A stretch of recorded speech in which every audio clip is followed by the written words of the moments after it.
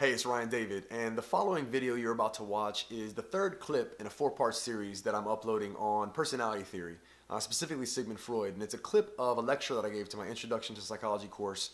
And this specific clip, what I'm talking about is the iceberg model and the structures of the personality that Freud contributed, talking about the id, the ego, and the superego. A very complex contribution that Freud gave to personality theory, but here I try to break it down and simply put these structures in the context of how he understood the conscious and the unconscious parts of our mind. So I hope you enjoy, and if you haven't checked out and already seen the previous two clips on the same series, check those out and look for the fourth one as well. Watch all of them, they're great. If you like them, give them a thumbs up, of course, but let me know what you think about them in the comments below. And if you're impressed with the videos of the channel and you want to see more like this, definitely subscribe. I hope you enjoy. Personality structure. Personality structure, and now we're going to get into what you may already be familiar with as far as the personality.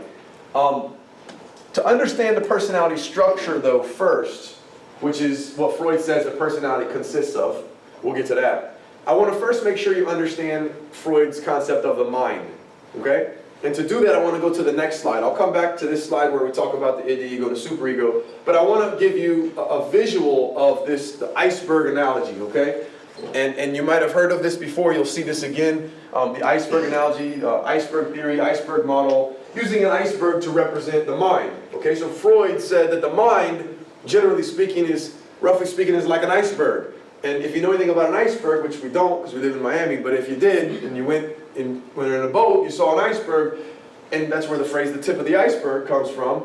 Above the water, all you see is the tip of the iceberg. There's some big icebergs that you can see even above the water. Well, the thing about an iceberg is there's even more of the iceberg below the water that we can't see. So all we see is the tip of the iceberg. How does this relate to the mind? Well, what Freud said is the tip of the iceberg that we see, you know, in the analogy that I'm using here, that represents our conscious mind, or the thoughts that we're aware of, the thoughts that we see. The things you can kind of think about, remember, are affected by, that kind of thing.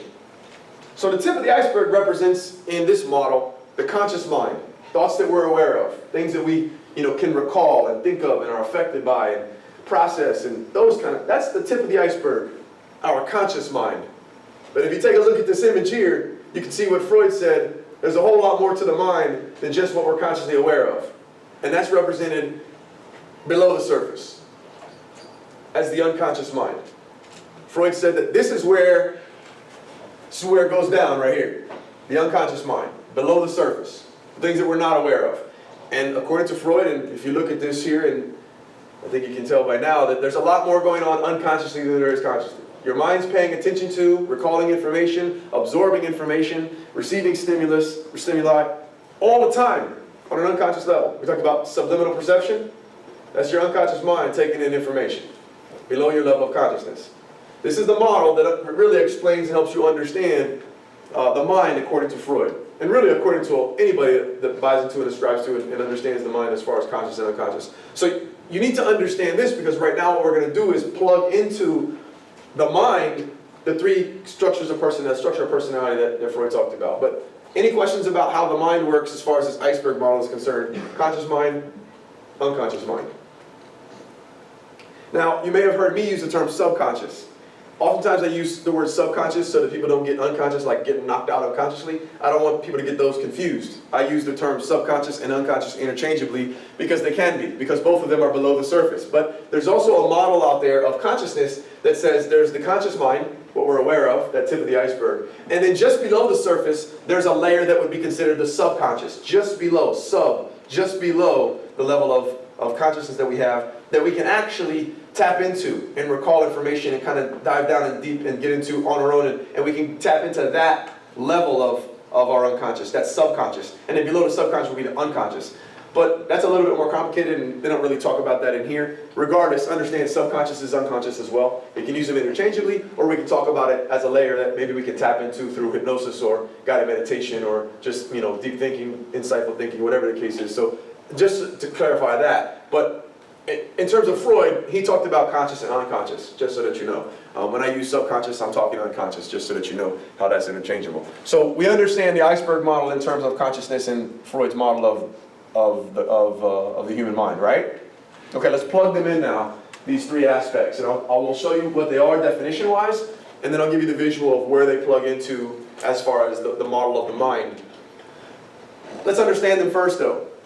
First and foremost, the id. The id is another one of Freud's famous contributions to personality and to human behavior. The id.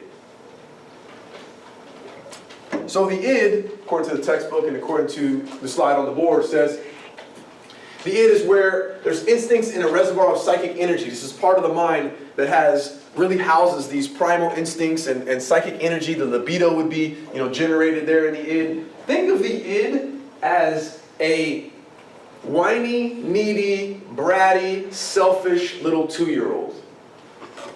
Who does a 2-year-old care about? Himself. Okay, what does a 2-year-old want? Whatever they want, right? That's the way the id is. The 2-year-old doesn't care about you, your feelings, what you want, what you need. And I'm being kind of I'm generalizing when it comes to 2-year-olds. There might be some amazing 2-year-olds out there, but you get the idea. Understand, a small toddler that's really just concerned with getting what they want. That's your id. The id is driven by what Freud called the pleasure principle. Kind of speaks for itself. The pleasure principle. Get what I need and what I want to please me at all costs, at all times, without even thinking. The pleasure principle. That's what the id was driven by. Whatever it wants, whenever it wants it, get it. If it feels good and whatever the case is, go after it.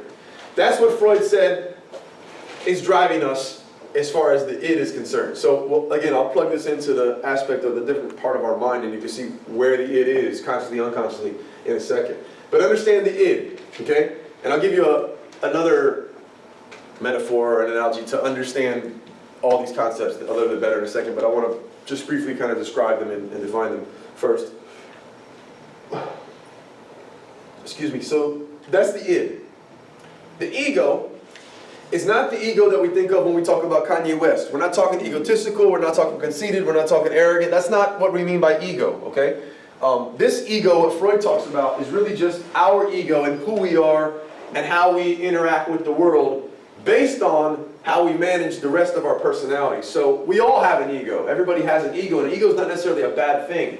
And what Freud talked about is our ego is how we are represented in our decision-making, our beliefs, our actions, our behaviors, our emotions. That really consists of our ego. And you'll see in a minute what our ego is the result of. But ego deals with reality. The ego is who you are and what you do every day. So the ego deals with the demands of reality. It can't just deal with pleasure alone, it has to deal with reality. Okay?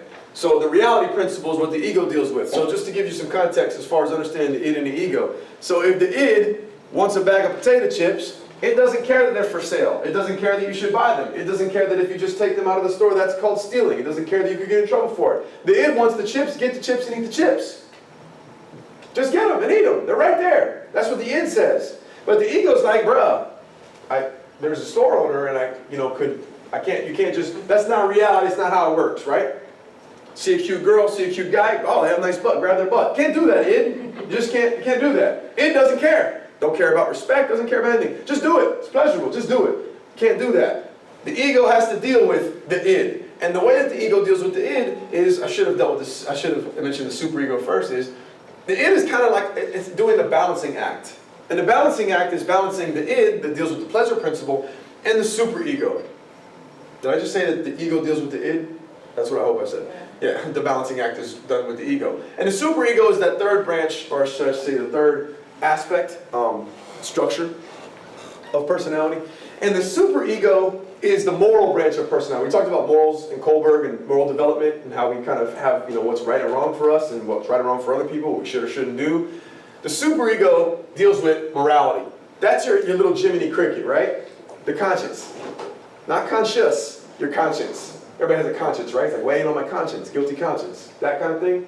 Well, that's really what Freud would say stems from your superego. So here's a way to understand these three. And I don't like doing this because it's very simplistic and it really doesn't do this complex theoretical approach really justice. But if you want to understand these three things, just think of it like this. The id, your id, is that little devil on your right shoulder. And the superego is that little what on your left? Angel. Angel. And so your ego is you right in the middle trying to deal with the devil saying, grab the chips, so what, grab the chips. And the superego is like, no, but you'll go to jail, you can't do that, that's wrong, you don't want to disrespect the store owner, but grab the chips. And they're like, oh, what do? I didn't find the money, let me just pay for them. And your ego is the balancing act of those two things. Does that make a little more sense? That's what's going on according to Freud. Freud said all these things really work in tandem. And at the end of the day, though, how they're represented is through your ego, reality. You have to deal with these two. And the id has no chill. None. I mean, does it at all times. It is just going at it, okay? And you'll see in a second when I flip the screen and talk about kind of what's going on there, and you'll see why. But the id is just constant. It's constant. That's where the libido stems from. That's where that reservoir of psychic energy and that drive comes from. And it's tempting you to just act out of pleasure. That's what Freud says. But then you have this other branch that's like, yo, we can't quite do it. We can't operate like that. How does this look as far as, the human mind when it comes to consciousness? Well, let's take a look at where these structures are located, because that's relevant. The id, the ego, and the superego. When we look at this iceberg as far as what's conscious and what's not conscious, where's the id located? Completely submerged in the unconscious, isn't it? There's no aspect of the id that you're aware of consciously. Which means everything, all the energy, all the drives, impulses, desires that stem from the id, you're not aware of them consciously. You have to deal with them as you feel them or experience them, but you aren't thinking about them consciously. Freud said that this id is the biggest driving force as far as subconscious energies or drive when it comes to your personality. If you take a look at it, it's completely submerged in the unconscious mind. There's no aspect of the id that is conscious at all. As opposed to the other two, your superego and your ego, there are aspects of both of those that are conscious. So let's just start with superego. Primarily, that is submerged as well. Your conscience, a lot of it is submerged. You're not always aware of, what you consider to be, right or wrong, things that make you feel guilty, that sort of thing. Your morals, a lot of that stuff is submerged. But we have the opportunity or the ability to access it consciously as well. So we can think about morality as well consciously. We can decide what's right and wrong. We can make decisions or choices about our behavior based on how we feel or what we're thinking consciously. So there is an aspect, or we have the ability to tap into our superego from a conscious standpoint. We can think about our morals, what's right and wrong, and that sort of thing. And the same goes for the ego naturally. Now there's a lot of what goes on with the ego subconsciously as well, unconsciously as well, but with the ego, that's what we primarily see and what we deal with reality consciously. So you are your ego. You are the representation of how all these things are working together.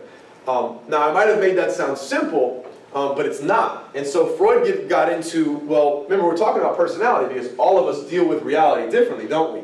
Well, because all of us have a different id, somewhat, and we have a different superego than each other. There might be similarities, but we all have, been put together a little differently throughout our development.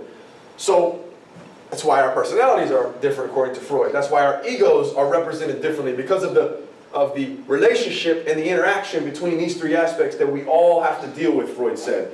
And it's turmoil sometimes for the ego, for you. It's turmoil to deal with these two.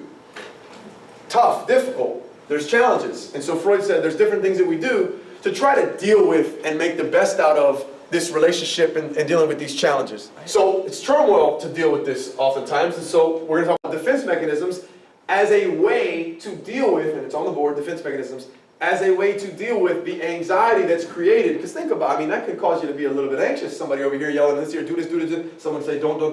That can cause some anxiety. What do I do? And you have to relieve that. You have to alleviate that, I should say. And Freud said we do this oftentimes with defense mechanisms. I'll get to that probably next right now. But questions about this iceberg analogy or these structures, just to make sure you're processing it and you understand it adequately. Any questions of clarification about the three different structures or how they relate to consciousness? Sir? For id, can it be more conscious for some people? Who, what? Id? Yeah, id. Never. Not according to Freud. Never. And what about people just don't care and they steal stuff? And what part of their brain is working there? That's their ego being affected by or impacted by their id. So they're not, that's the drive manifesting out into how we kind of whatever. And it's an imbalance in the superego and the id. Somebody who would steal and doesn't care whatever it is, we would say, have they even developed a conscience? So it's not a matter of their id being conscious, it's a matter of their superego being underdeveloped or not playing a strong enough role in how they act out or that behavior is represented in public. Or, so, good question though. But this doesn't change. This is not up for debate. Freud said this is really the way that it is, and your id is always unconscious. It's completely submerged. But the effects of it can be felt obviously consciously, and that's the dynamic that he looks at with psychoanalysis. Let's break this down for a second. Let's see what's going on there, Freud says.